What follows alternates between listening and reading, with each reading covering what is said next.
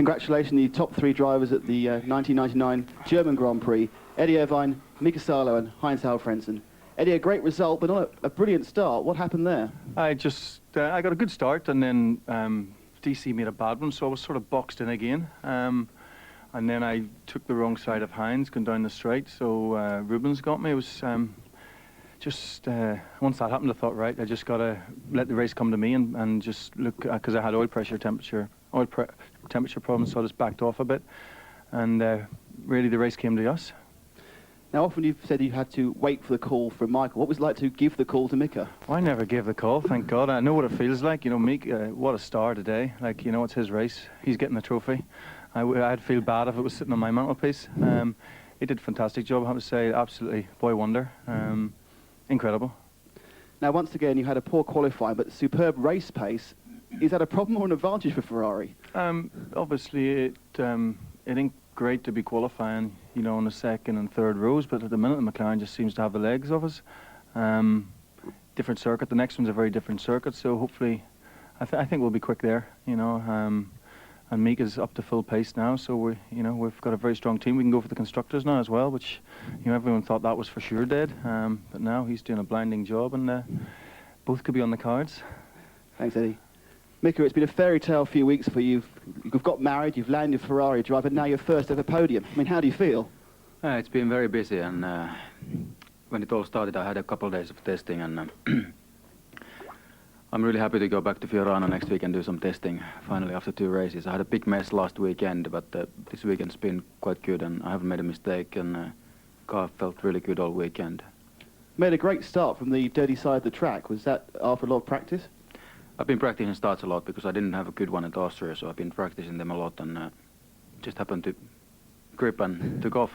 It was really good. I was happy about that. And finally, when you got that call, did you have any second thoughts? No. I know I've always asked. No, not that time, but when later in the race, when Eddie was going a bit too slow, and I was on the radio, I said, "Oh, come on, tell him that he has to go quicker," because Heinz was catching a little bit. And Thanks, Mika. Heinz, how is it frustrating that after 200 miles you're just 4 seconds behind and chasing all the time? Well, yeah, basically the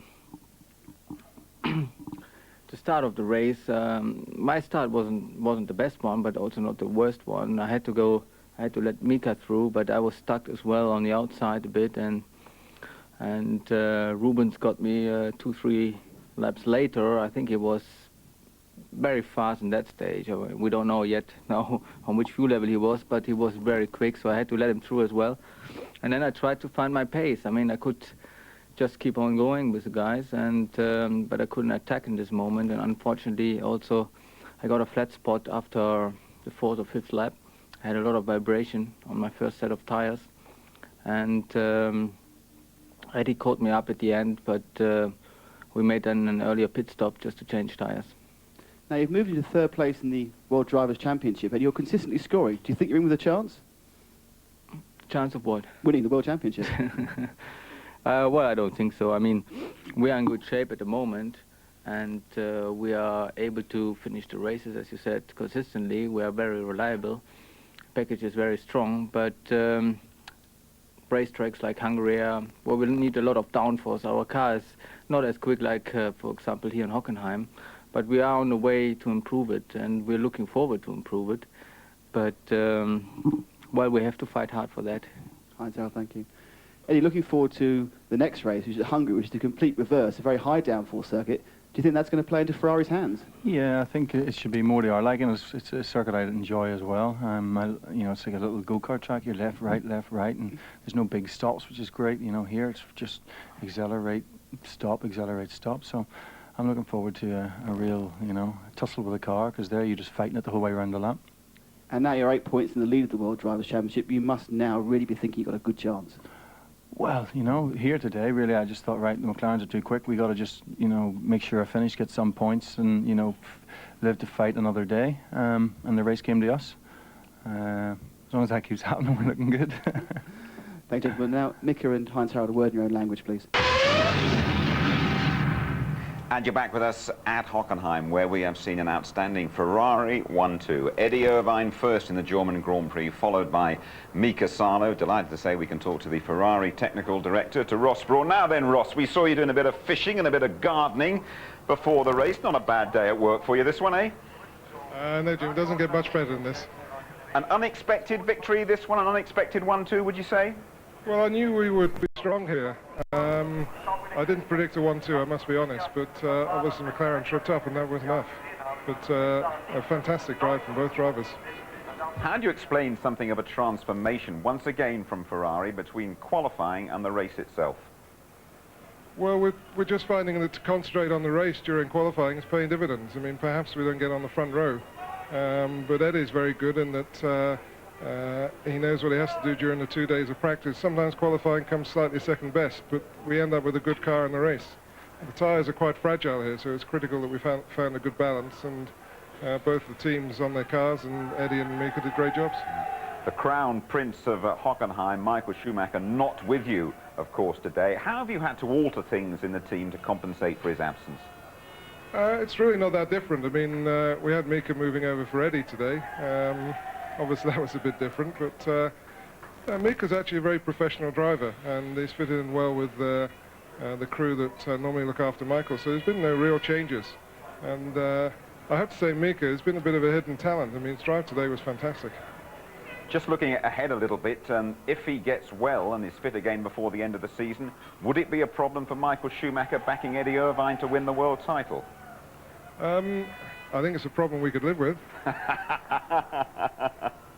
Are you expecting him, though, seriously, Ross? Are you really expecting Michael to be back in the Ferrari this year, or do you think he might just take a little bit longer to recover? I think Michael's desperate to come back. I mean, he's really missing the racing. We always have to remember these guys are racers. I mean, that's why they do it, fundamentally. All the rest of the stuff is secondary. So, I mean, he's really missing the racing, and he can see we're competitive. So, he's very keen to get back as soon as he can. But yeah, Mika's doing a great job as well. So, we're not suffering that much, as you can see today. No, absolutely right. I'd like you to talk a little bit about Mika Salo. I saw him over there in the paddock before the race, and I said, better than watching the race on ITV then, Mika, which he did watch the British Grand Prix, and he said, you're not joking. But I mean, things change very quickly in this world of Formula One, don't they? Well, perhaps until you give somebody a good team to work with, and Ferrari is a very strong team, you don't know what limit they can step up to. And Mika's obviously been with medium-level teams, and you know, I hope we've been able to give him a good chance here at Ferrari. And he's a very, very good driver. I must admit he's better than I thought, so he's been a very pleasant surprise. How realistic is it now then, Eddie Irvine, first Ferrari world champion for 20 years? Well, we'll take the championship whichever way it comes, and if it's Eddie, it's Eddie. On a personal level, I'm sure on a team level, no one's worried who's going to win the championship this year, as long as it can be somebody driving a Ferrari. I know Tony Jardin's keen to make a point. Just before he does, have you seen the Mika Häkkinen accident? Have you got any thoughts about what might have happened there to Mika? I haven't seen in enough detail to make a judgment. I'm sure there'll be more information come out, but it was a bit unfortunate, a bit dangerous at that speed, so it unsettles everyone when that happens. Ross, back to Eddie Irvine for a moment. He works hard, he also plays hard, a bit of a playboy from time to time, but he does take his sport very seriously, doesn't he? Yeah, I think he's underestimated often. I mean, Eddie's always a good guy for you people for a quote. He's very popular in that respect, but within the team, he's very, very professional, and his levels of fitness, and when he came to us, his fitness was a problem. And I have to say now it's really not a consideration. And you know, he's an extremely professional racer, very talented. It's just that he's been compared with Michael Schumacher for the last 3 or 4 years. Well done, Ross, thanks. Yes, Ross, thank you very much indeed for joining us. I suspect you might be leaving the roses and the old fishing rod alone for a while, eh? Maybe. OK, thank you very much indeed. Right, Ross Brawn joining us live there. Very good day indeed for Ferrari, a 1-2 here. And if we look back, Tony, at this, another incredible Grand Prix, it has to be said, right from the start. Well, I'm fairly breathless about the whole thing, as the engines were flat out here on Hockenheim. I'm amazed that people lasted the way they did, with the heat, with the attrition, and so many incidents. But Ferrari to come through this from 1-2, your question about the difference between qualifying and race setup, and Martin's point about the reliability is unbelievable. But Irvine has done a superb job here, absolutely amazing. Look at this straight from the start, because there's no grip at this first corner at the Nord curve, but everything seemed to go very well. What you've got to watch is Heinz-Harald Frentzen dancing all over the place, and in the background, I think it was Genet who just tips into Villeneuve there, who goes into Deniz. He got pushed into him definitely. Not much grip at the Nord curve, straight sideways on into the tyres, luckily for them. So there's mayhem behind them. Here we are, look at this. Häkkinen's getting out into the lead, but Salo makes an absolutely blinding start to get up into second place, and David Coulthard left on the outside. Again, we see it. Those gaps were created by Heinz-Harald Frentzen and his manoeuvres across the front. Meanwhile, at the back there, Villeneuve could do nothing about that as he was tipped, and he tapped Deniz and both off into the tyres. They're very lucky that nobody was hurt, in fact. I tell you what, big problems for the team that arrived with such a blaze of publicity, that British-American racing team. Villeneuve still yet to finish a race. It is dire. I mean, there's been a lecture back at the factory by Craig Pollock to say to everybody to raise their game. Succession drive shaft failures, engine failures, hydraulics failures, you know, and a lot is expected. It is a big budget team. The team have had time to gel now. So, and there's another big rumour that Craig Pollock is under demands from the big sponsors. You've got so much time now, Craig, to get your act together with this lot. Poor old David Coulthard, he's had a runny nose all weekend. There's been a feeling a little bit under the weather, and he gave the nose on the old McLaren a bit of a tapping as well. Yeah, now this, I think he's going to be in a bit of trouble for this back at McLaren here, because this is the point where he loses the nose cone up against Mika Salo, going for that second place. Now, McLaren needed those points, very valuable points indeed. There's Mrs. Häkkinen looking on. Perhaps she thought it was Mika for a point, but it wasn't. And of course, he ended up having to come back, and he's just got, you know, the 2 points there. Sure, he had a lot of ground to make up, and then he got another penalty, and we believe that this is what it was for. David Coulthard sort of doing a bit of rallying to take Olivier Panis, Tony. Well, because he's had to come in for the new nose cone, which has cost a lot of time. He's stuck behind Panis. Panis has got the power of the Peugeot engine.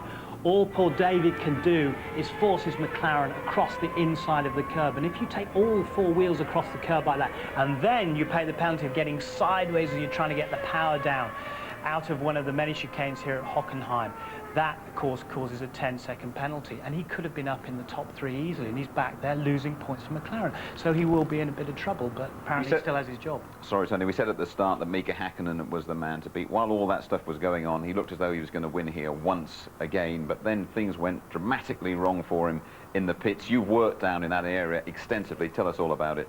Yeah, and it is, I mean, it's a pressure cooker down in the pits. You are just as nervous working there. There's the boys from Woking, the boys from McLaren. They are well drilled. They know what they're doing. But you can't help it if there is a problem with the fuel rig and then it has to be swapped over. Which it does. There it is, going back, and out comes the other nozzle because we can't get the fuel. And all the time the driver is sitting in there frustrated. Chief mechanic Michael Nagain has to hold the driver, prevent him from going. That was Ralf Schumacher coming into the pits on the same lap there.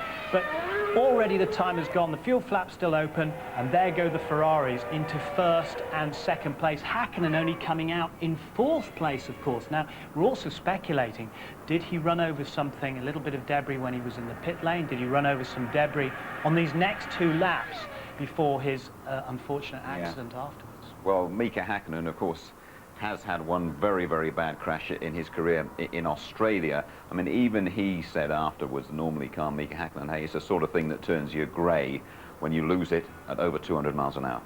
I am absolutely amazed that he got out unscathed from that one, because if you look at it, it's a similar speed, perhaps even faster. Now here you're coming in at 250 miles an hour, 215 miles an hour. That left rear tyre, I believe, has gone down as well. What saved him a lot is that there were spins going there. It took a lot of speed off the car. There you go, onto the tarmac and not the gravel, the grass, straight across there on the Adjit curve and onto the inside of the Opel curve. The gravel does its job much better when a car is spinning rather than going straight on. That will have slowed down. And also the layers of tyres, and you can see that. Either a piece of bodywork has failed as the tyre has actually burst, A tyre delaminated in the same way for David Coulthard yesterday, it is believed. The tread came off. Bridgestone have sent that tyre back. They said it was cut and it wasn't down to them and it didn't go. So that, you know, who knows what has happened there, but it wasn't the rear wing braking. That was the left rear tyre going down. Absolutely, but it has to be said again that the safety regulations have done their job, and it was a great sight to see Mika Häkkinen walking away from that. It was, but if you think about Michael Schumacher, what he did with his nose, he went in between the two sets of tyres, and normally they put a shroud along the front of the tyres to stop the nose piercing through. The angle that Schumacher went in broke the nose off, and that's what broke his leg. But the tyres here had absorbed and parted, and the nose obviously stayed in one piece for Mika Häkkinen. No damage, fortunately, to the 1998 world champion. Tony, thank you very much indeed. Time to go to the press conference to hear from the top three, from Heinz-Harald Frentzen, from Mika Salo, and from the winner, Eddie Irvine. Eddie, a great result, but not a pretty... He did well, didn't he, Heinz-Harald? And justified all your confidence. You told us to watch out for him during the race. And what a brilliant gesture that is, by the way, from Eddie Irvine, giving the winner's trophy to his man of the race, to Mika Salo. When you rejoin us, we'll hear from David Coulthard. And you're back with us analysing the German Grand Prix of Ferrari. 1-2 then, Irvine and Salo. David Coulthard had a lot of ground to make up, didn't he, after that old stop-go penalty. He had a great scrap with Alexander Wurz. Yeah. I mean, I must say, he made those little mistakes and paid the penalty for them. But he fought all weekend long, and he had the most nervous car of all. And he had to come in, you know, after the penalty. Then he had to come back in again for a splash and a dash, and out he comes just in front of us. And he's trying to, you know, get that 8th place there as he's charging back up the field. He's on the tyres coming out, bang, and they're going side by side. That's like Monte Carlo all over again. And Franz Wurz really is a very brave fighter indeed, the man who loves to go mountain climbing and hang off the edge of cliffs. There he was, hanging off the edge of the curbs, right on the ragged edge here at Hockenheim. And David Coulthard having none of it either. Even the Benetton twitching away there through the Clark curve, and not until they get down to the Ost curve here, down at the far end of Hockenheim, flat out, over 200 miles per hour. And David Coulthard really toughs it out there, wheel to wheel, tyre wall to tyre wall, and gets through into the 7th place and fights his way up to 7th. An absolutely brilliant job from Coulthard after those 2 mistakes, Jim. Yeah, thank you, Tony. A terrific cameo there from a magnificent race. David Coulthard ended up 5th, just to remind you, and he has been talking to Louise Goodman.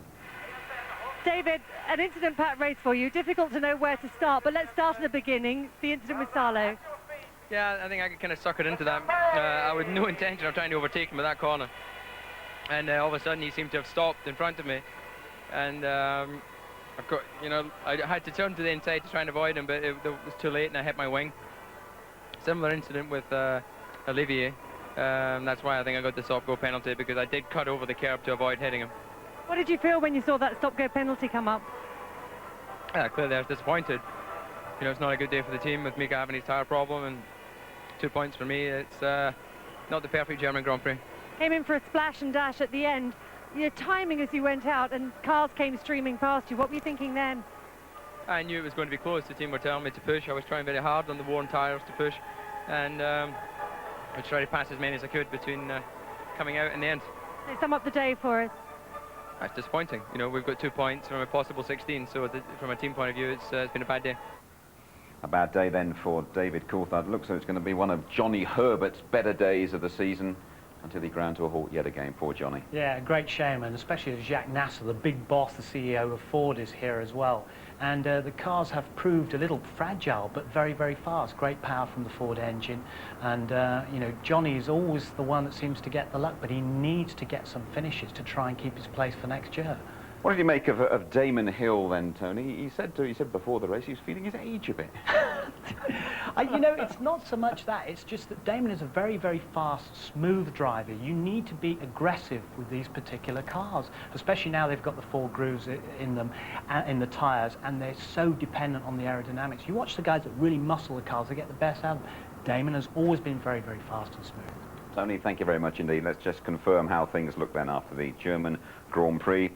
There we go then. Look at that. Eddie Irvine, 50 up and roaring away. Häkkinen 2nd, Frentzen 3rd, Schumacher, Coulthard and Ralf Schumacher 6th for Williams and Indy Constructors. Just confirming this has been a heck of a day for Ferrari. Okay, then let me tell you, football is back on ITV. It's Hungary, qualifying live on the Saturday, 11:30. The race live, build-up starts at 12:15 and the highlights just after midnight. What a great 7 days for Eddie Irvine. 20 points in the bag. He's the new championship leader and that world title's on the horizon. It's been another great Grand Prix. See you in a couple of weeks.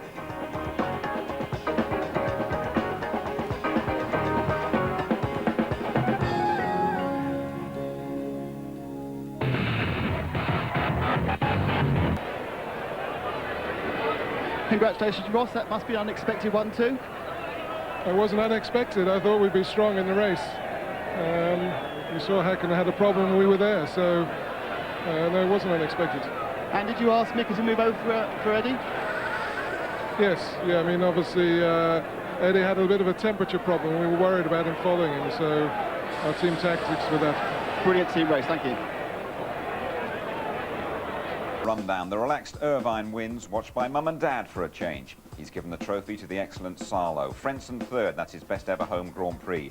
Ralph Schumacher performing wonders for Williams. Then the under-the-weather Coulthard, quickest lap for him laid on. Panis getting his second point of 99. Wurtz, 7th for Benetton. Alesi, 8th after starting on the back row. Genet and Badoa, that's encouraging for Minardi. Johnny Herbert, so unfortunate, classified 11th. The non-finishers, De La Rosa spun, Häkkinen had that crash. Zanardi went with a broken differential. Zonta and Takagi's engines failed. Damon Hill's brakes went. Trulli's engine blew. And Fisichella had broken suspension. The hydraulics failed for Barrichello, and Deniz and Villeneuve crashed out on that first lap. Well, next it is the Hungarian Grand Prix. Watch for qualifying live on the Saturday from 11:30. The race build-up starting at 12:15 on the Sunday, and the highlights round about the same time. Right, we saw Michael Schumacher roar home in Budapest last year. In his absence, would you bet against Irvine and a winning hat-trick? Good night.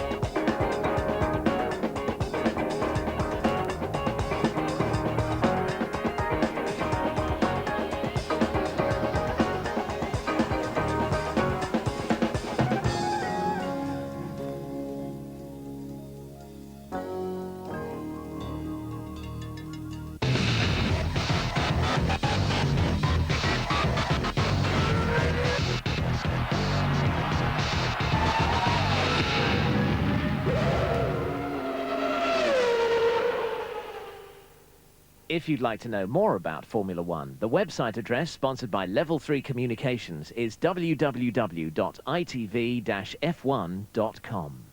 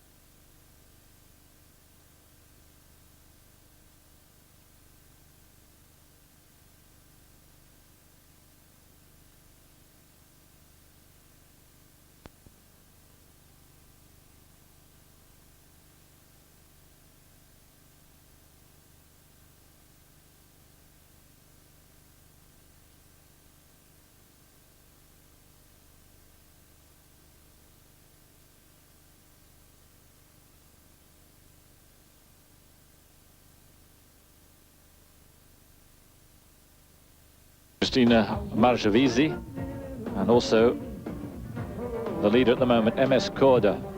There she is, number 18.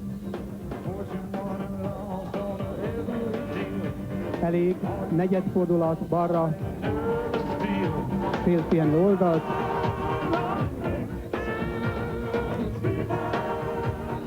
Flexing of the muscles not really appreciated in this physique.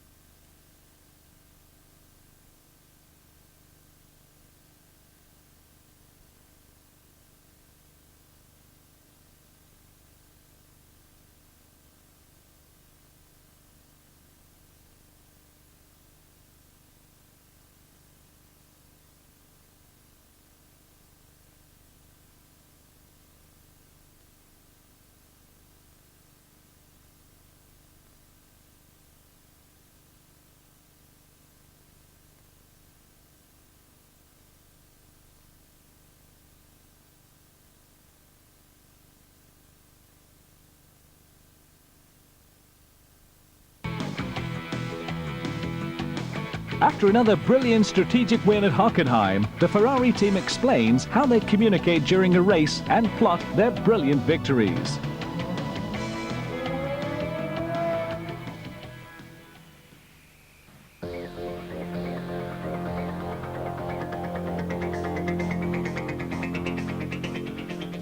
The radio communication is vital during a Grand Prix weekend. Because I mean, it's the only way for the team to communicate with the driver and for the driver to communicate for the team.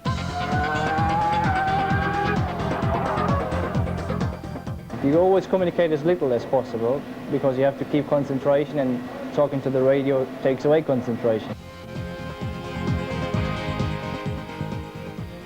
It's important, but at the same time you got to watch your board, because whenever box comes in, you got to come in because maybe there's a problem with the radio. Like Monaco had a problem with the radio, but I'm lucky I look at my board every lap just to make sure.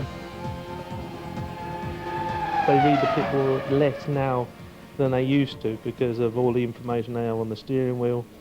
With the radio we use a lot more than ever before. So the radio is a very important factor.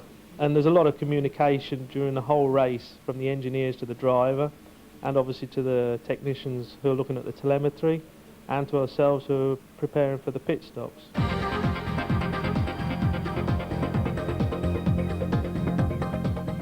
The direct link to the driver, certainly in Michael's case is myself, and in Eddie's case is his engineer, and they're the only two people they hear.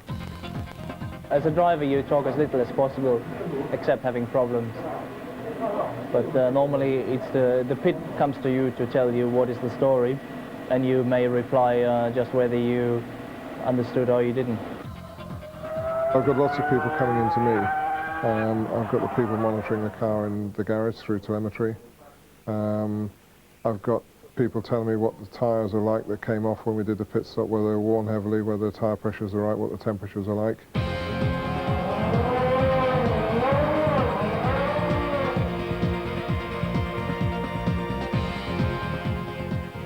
It's a sort of a circle where the information can come via telemetry from the car to the engineers and through radio informing the driver. That's the way that basically all the information run during the practice and race. I mean, it's the only way of giving information and receiving information, and it may determine the whole race.